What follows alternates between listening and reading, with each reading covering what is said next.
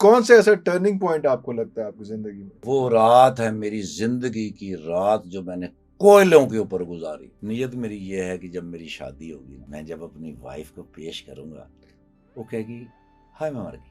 مجھے جب ہوش آیا تو میں نے تو پتہ دیکھا چلے کہ میری وائف قریب بے ہوش ہے اور وہ اپنے پیروں پہ کھڑی نہیں رہ سکی. وہ روتے روتے کہہ رہی ہے وہ بندیاں تے امید ہوندی ہے یار اللہ تے یقین ہوندا ہے. یقین ہوندا. اللہ اکبر اللہ اکبر. ہیبت جلال اتنا اور اتنا بڑا وہ ڈبہ مجھے لگا کہ پوری کائنات اس کے اندر ہے.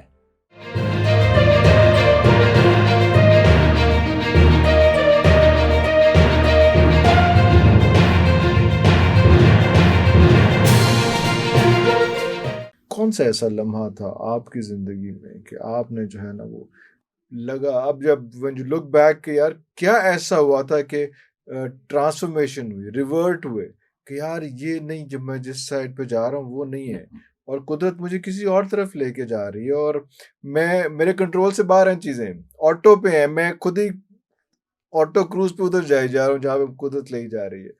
کون سے ایسا ٹرننگ پوائنٹ آپ کو لگتا ہے آپ کی زندگی میں؟ سر 2 لمحے تو مجھے یاد ہے باقی شاید یاد نہ ہو.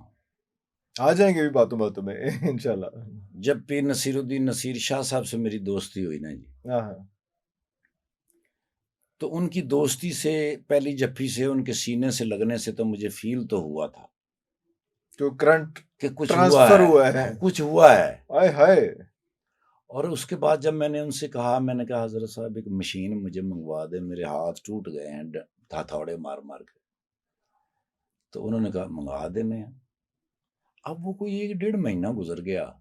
مشین پنچر ٹائر کھولنے والی. اچھا وہ جو ہائیڈرولک مشین جو جی سر جی سر. تو وہ 1-1.5 مہینہ گزر گیا تو مجھے کہا وہ مشین آ گئی یا وہ میں کہ سر کتنے آ گئی بس اللہ تے امید ہے آ جاسی. میں نے کہا او ظالما تو تے مسلمان ہی نہیں ہے ہائے ہائے تے مشین کتوں آسی. میں کہ مسلمان نہیں ہے سیدھا ہی کہندے نے کلمہ پڑھ. ہائے میں ہائے. پڑھیا لا الہ الا اللہ محمد رسول اللہ. کہندا وہ ظالما وہ بندیاں تے امید ہوندی ہے یار اللہ تے یقین ہوندا ہے. یقین ہوندا. اللہ اکبر اللہ اکبر اللہ اکبر اللہ اکبر. وہ رات ہے میری زندگی کی رات جو میں نے کوئلوں کے اوپر گزاری. وہ رات ہے جب مجھے سورہ التکاثر کا پتہ چلا کہ یہ کیا صورت ہے اور اس میں اللہ مجھ سے کیا کہہ رہا ہے. ڈائریکٹ ہی ہو گیا نا لامیہ پھر لگتے تھے تھوڑے واسے اتری پھر اس وقت تو مجھے تو ایسے ہی یار لگا میں کی کر میرے بیٹھا لیے میں کی کر میرے بیٹھا. لیے اتری تھی سر. اور یہی ہر بندے کو سوچنا چاہیے کہ یہ اسی کے لیے چیزیں جو ہیں وہ اتری ہے. اوئے ہوئے. وہ سجدہ جو میرا وہ معافی میں نے رب کائنات سے مانگی اور مجھے اس بات کی اتنی تکلیف تھی کہ میری پچھلی زندگی ضائع ہو گئی. اور صبح جب میں دکان پہ گیا ہوں تو وہ گدا ریڈی کے اوپر وہ مشین لدی اور بندہ میری جان کو رو رہا کہ ادھر معافی ہوئی ہے ادھر وہ مشین کھڑی اسے 1 مہینہ پہلے نہیں آ رہی تھی. آ ہی نہیں رہی تھی حالانکہ کہہ دیا ہوا تھا کہ آ جائے گی. اب آئیں دوسرے لمحے کی طرف. میں نا سر یو ایس اے میں تھا. میں نے سر ایک جیولر کے دکان کے اوپر ایک ہار دیکھا ڈھاکہ کا بنا ہوا 3 منزلہ سونے کا ہار. اور جتنی بھی عورتیں اس دکان کے اندر تھی نا وہ اس کو ایسے دیکھ رہی تھی. اور جب میں نے پوچھا میں نے کہا بھائی جان کتنے کا ہے 98 اس نے کہا 4.5 لاکھ روپے کا. ڈالر 60 روپے کا تھا. حسرت سے میں نے اس کو دیکھا لیکن اس کوشش میں لگ گیا کہ بھئی یہ ہار مجھے حاصل کرنا یہ میں نہیں لینا ہے. یس واہ واہ لے لیا. اللہ. اور اس کے پیچھے میری نیت کیا ہے. نیت میری یہ ہے کہ جب میری شادی ہوگی نا میں جب اپنی وائف کو پیش کروں گا وہ کہے گی ہائے میں مر گئی. ہائے ہائے واہ واہ واہ واہ واہ. 40 تولے کا ہار. میں کہ ہوتی جان نکل جائے گی ساری زندگی لوٹیاں پائے گی میرے دیکھ کے. حضرت صاحب اس نے اس کو ایک نظر دیکھا اور بند کر کے سائڈ پہ رکھ دیا. 2.5 سال جسے میں نے سنبھالا وہ میں نے کہا وہ کیا ہوا میری ساری زندگی دی جمع ہاں پونجی وہ میں کہ لڈیاں شڈیاں کدھر کدھر گئیاں گئی میں جو خواب دیکھے سن ہاں کتے گئے میں نے کہا تم تو ساری زندگی باتیں کرو گی اس ہار کے بارے میں کہ مجھے ہاں ہار اس نے پہنایا تھا ہاں تو وہ رونے لگ گئی اور میں نے کہا بھائی چلو چھوڑ دو اس کو ہٹاؤ یہ بتاؤ کہ کیا وہ میں گفٹ پیش کروں کیا تحفہ پیش کروں میں کہ ساری زندگی تم یاد رکھو یاد رکھو اب وہ روتے روتے کہہ رہی ہے مجھے اللہ کا گھر دکھا دو اللہ اکبر حضرت صاحب وہ فرائیڈے نائٹ تے میں کیڑے کام لگا سا میں زیور اس سے پہلے خرید آدھی دنیا میں پھر کیا پھر ہے کیا ہے ساری بات کبھی خیال ہی نہیں آیا حضرت صاحب فرائیڈے کی اور سیٹرڈے کی وہ درمیانی رات ہے لگ گیا جی اس کام کے پیچھے 1 گھنٹے میں پاسپورٹ بن جاتا تھا صبح میں نے اماں کا اور اپنی وائف کا اور اپنا پاسپورٹ بنایا اور ان سے میں نے کہا کراچی جا رہے ہیں اچھا ہے نہیں دسیا کتنے جا رہے واہ واہ واہ واہ واہ واہ میرے ایک دوست ہیں ناصر بھائی اسلام آباد میں تھے ان سے میں نے رابطہ کیا ان کو میں نے بتایا اس نے کہا ڈونٹ یو ورڈ اباؤٹ بس فکر ہی نہ کرو اگلا جمعہ آپ بیت اللہ میں پڑھیں گے اللہ اکبر اب وہ جب لے کے آئے نا تو وہ آئے ایئرپورٹ پہ انہوں نے کہا اماں کو اور باجی کو ایئرپورٹ پہ لے آؤ پاسپورٹ وہیں ملیں گے کہتا پاسپورٹ وہیں دوں گا ویزا ووزا وہیں سارا آپ کچھ کو آگے میں چڑھاؤں گا کیونکہ میں نے آگے کراچی جانا ہے آپ ادھر چلے جائیے گا ایئرپورٹ سے آپ آگے ادھر چلے جائیں میں کراچی نکل جاؤں گا تو ملاقات ایئرپورٹ پہ ہوگی جی سر پاسپورٹ ویزا ڈاکیومنٹ سارے میں آپ کو وہیں پہ دوں گا حضرت صاحب وہاں سے روانہ ہوئے تو جدہ ایئرپورٹ پہ جا کے تو میری اماں نے کہا کہ کراچی بھی عربیہ نے لے لے ڈر ہی لگتا ہے ویسے اما یاد ہوندی اج بھی کہندی ویسے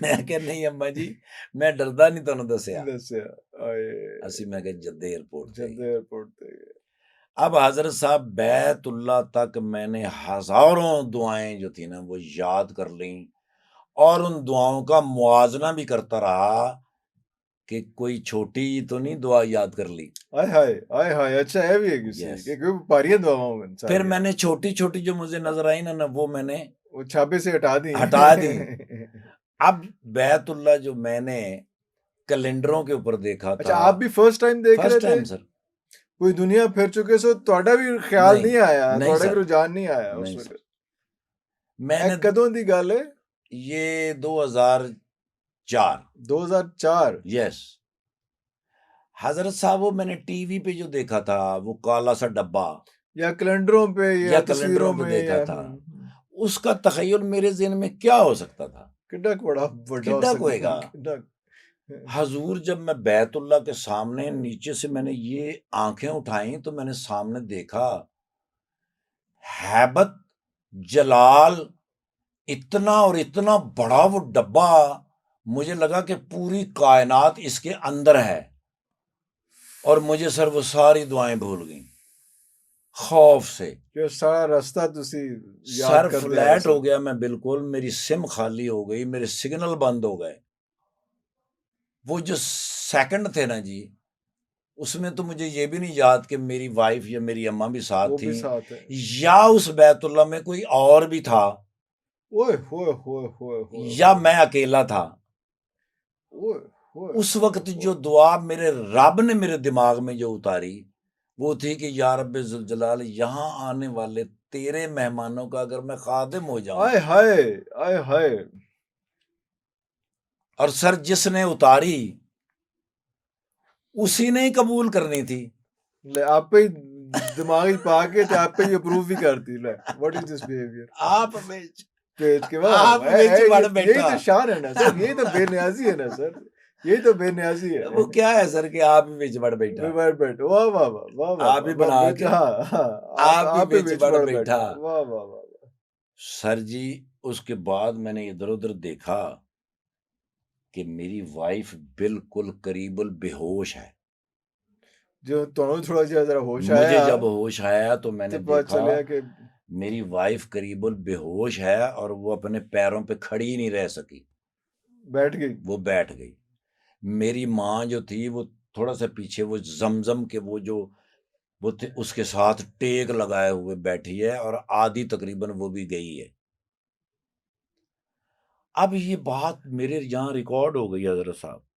تو میں نے ایک دفعہ نا، بڑے خوبصورت ایک بزرگ ہیں، بڑے پیارے بزرگ ہیں اللہ والے، میں نے ان سے ذکر کیا. اس نے کہا 2 عاشق آمنے سامنے ہو جائیں اور دونوں میں ایک بھی ہوش میں ہو تو اس کا مطلب ہے نہیں.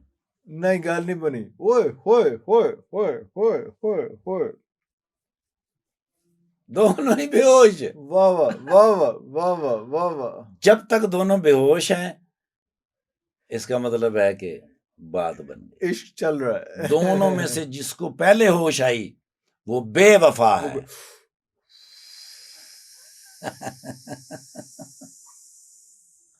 بس سر وہ لڑ گیا مجھے وہ لمحہ. وہ 2004 ہے. اس کے بعد میں اس پہ حج پہ گیا.